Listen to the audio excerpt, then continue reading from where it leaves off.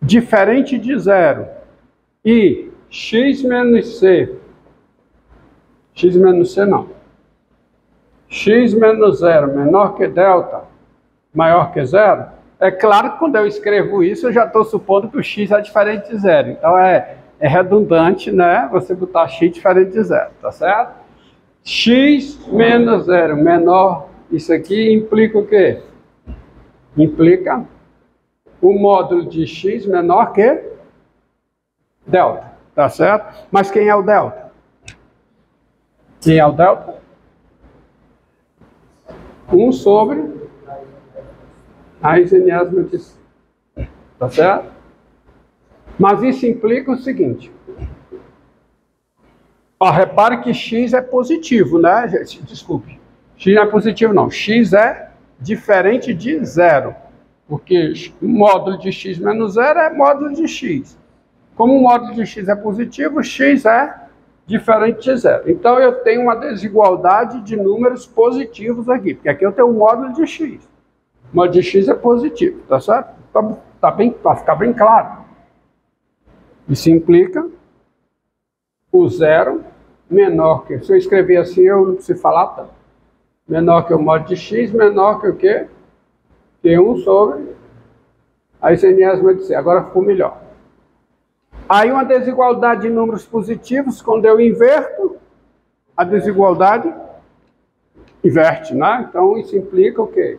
1 sobre o módulo de x, tá certo? Maior que raiz enésima de c. Mas isso implica, como a função enésima potência é estritamente crescente, ela cresce, tá? Já tem um zero. Eu faço isso em aulas passadas, tá? Nas notas. Aí quando você eleva a enésima potência, isso aqui fica... A enésima potência de 1 é 1, aí fica a enésima potência do módulo de x, é maior que a enésima potência da raiz enésima de c, que é quanto? C. Só que o módulo de x elevado a n, para n par, é x elevado a n, muito bem. Então isso garante que x elevado a n é maior do que c. Tá certo? Para ficar bem claro, coloque isso aqui em aspa dupla, tá? Coloque isso aqui em aspa dupla, daqui para cá, como um todo, tá? Isso significa o seguinte, tá certo?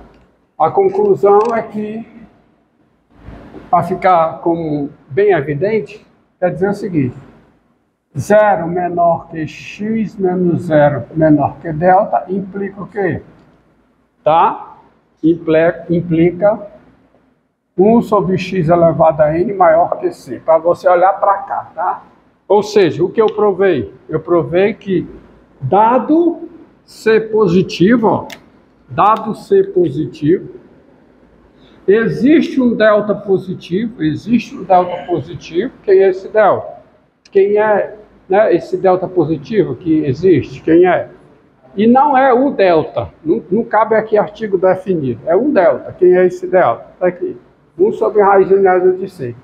Tal que esta implicação é verdadeira. X menos 0 menor que delta implica 1 sobre x elevado a n maior que c. Isto diz o quê?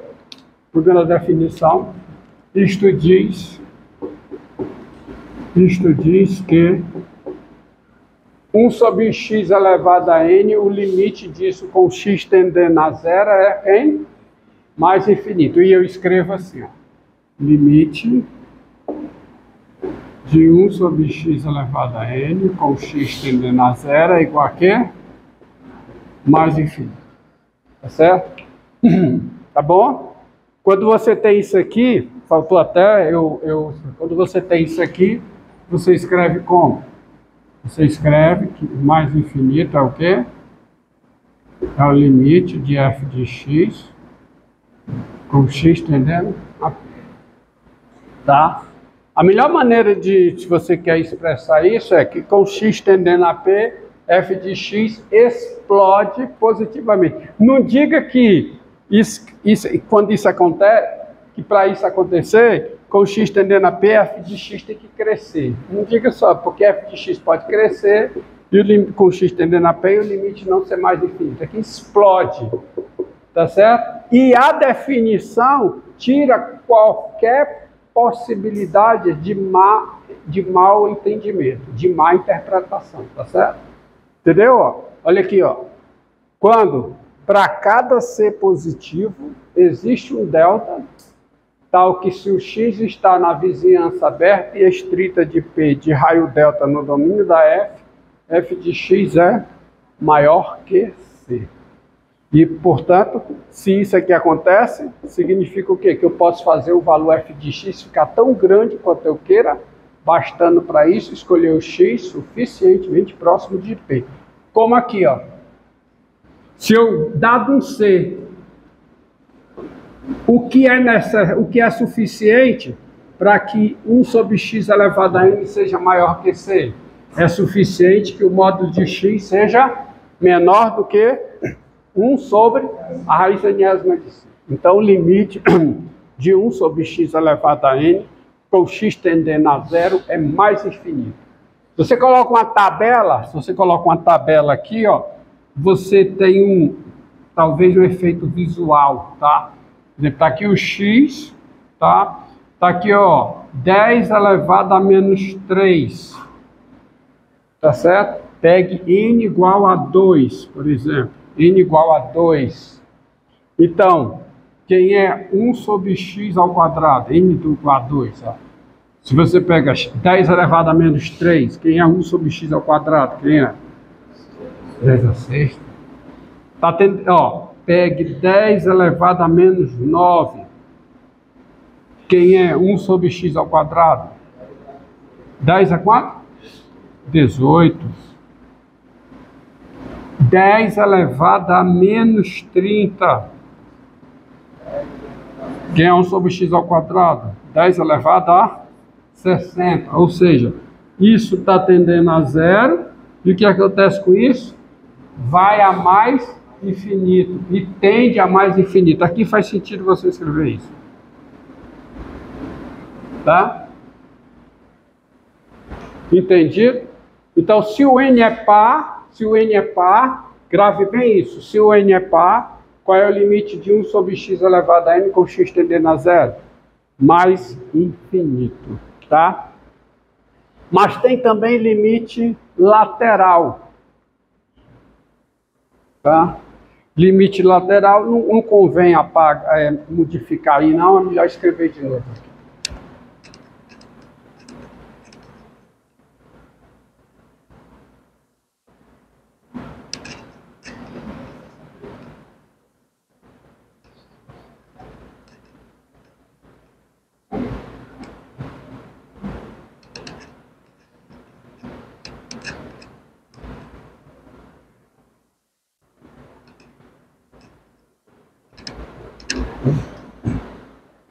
Tá?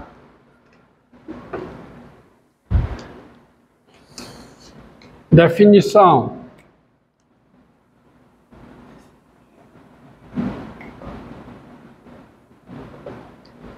Tá? Seja um f uma função,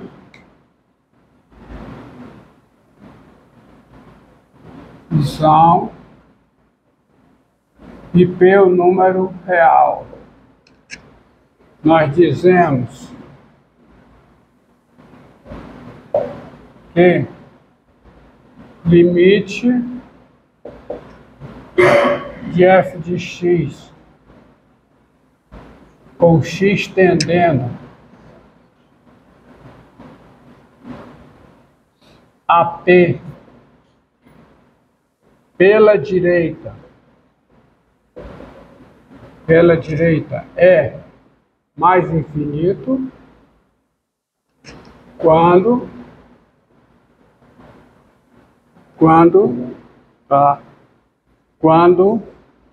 para cada c maior do que zero,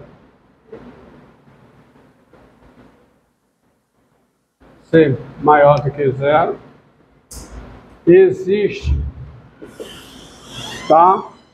quando para cada C maior do que zero, existe um delta positivo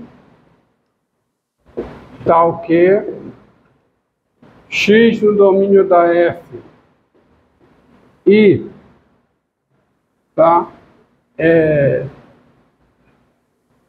x menos P menor do que delta maior do que zero, sem módulo, implica f de x maior que c. Tá certo? E nós dizemos que limite de f de x com x tendendo a p pela esquerda,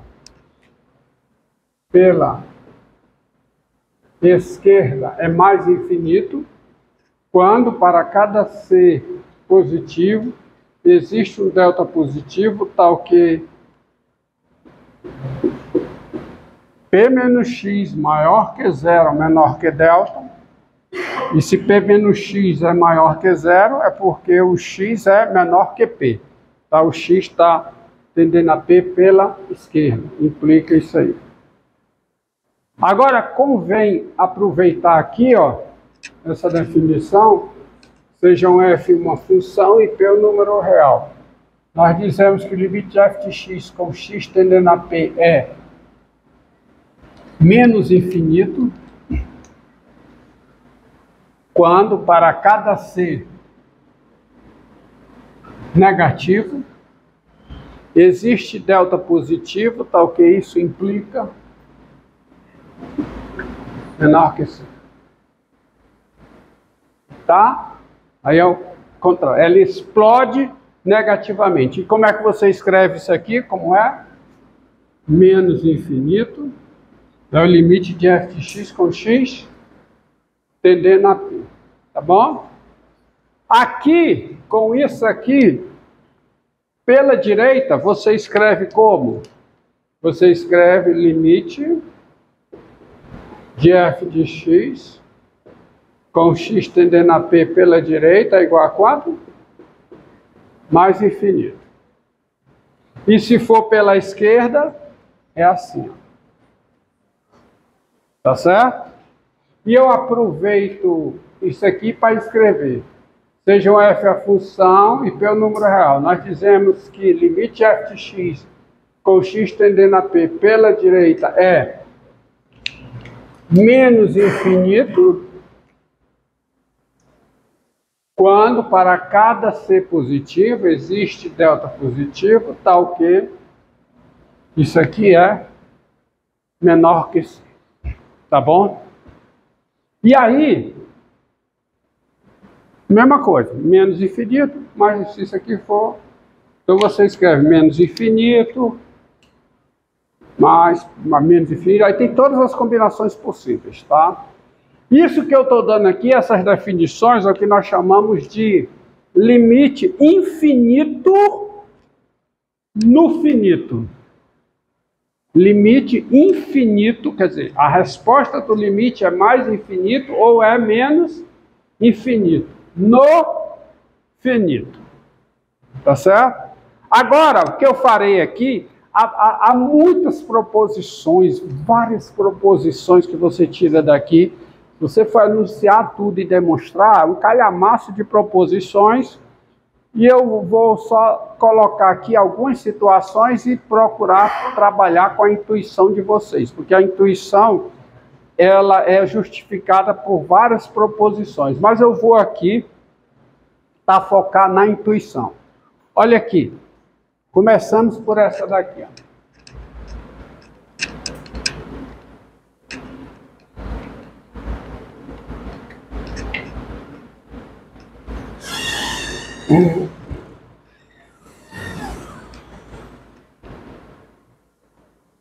Você já viu que aqui, ó, com este exemplo, está colocando aqui, que está colocado aqui, ó, este exemplo está colocado aqui, para n par diferente de zero, o limite de 1 sobre x elevado a n com x tendendo a zero é mais infinito. Isso é mais infinito pela direita e pela esquerda, tá? Porque se no ponto vale a seguinte proposição. Se no ponto, o ponto de acumulação do domínio pela direita e pela esquerda, o limite no ponto é mais infinito, se somente se o limite no ponto pela direita é mais infinito e o limite no ponto pela esquerda é mais infinito. Não vou enunciar esta proposição, mas isso é verdade, tá? Se no P o ponto de acumulação pela direita e pela esquerda, o limite no ponto é mais infinito, se somente se o é pela direita e pela esquerda. O limite no ponto é menos infinito, se somente se pela direita e pela esquerda no ponto também é menos infinito. Agora, me diga uma coisa, o que é que você acha que é o limite de 1 sobre x, 1 sobre x, isso é bem específico. Ó, vou pensar o caso mais simples. Limite de 1 sobre x com x tendendo a zero pela direita, ó. Vamos lá. Dá quanto? Mais infinito.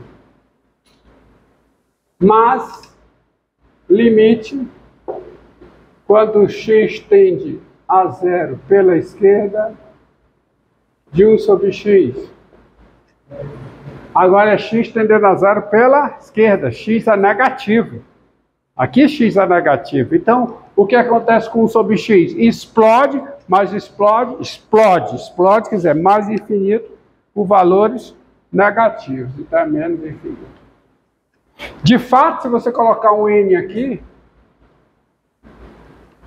isso é verdade, qualquer que seja n ímpar no conjunto dos números naturais. Tá? 1 sobre x3 com x tendendo a zero pela direita é mais infinito. E limite de 1 sobre x3 com x tendendo a zero pela esquerda é mais infinito. Tá? Agora me diga uma coisa, eu vou colocar uma situação aqui para você, que é o seguinte.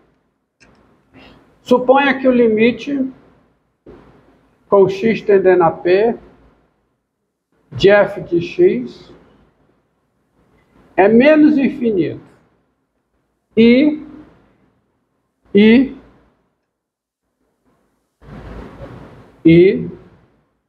o limite de g de x com x tendendo a p seja L, onde esse L é positivo. Tá? O que é que eu posso dizer sobre, vou colocar aqui embaixo, o que é que você acha que acontece com o limite de f de x vezes g de x com x tendendo a p? Vamos analisar. Limite de f de x é menos infinito com x tendendo a p. E o limite de g de x com x tendendo a p é L, onde L é positivo. O que é que vai acontecer com o produto? Menos infinito. O L é positivo. Menos infinito. Limite dá menos infinito. Se for aqui mais infinito, quanto é? Mais infinito. Mas se for mais infinito e o L negativo, dá quanto? Menos infinito. Tá certo? Tá bom? Tá certo? Entendido? Produto, tá isso aí. Todas as combinações possíveis. Se for L real qualquer, se for L real, qualquer L real, o que é que você acha que é o limite de f de x mais g de x?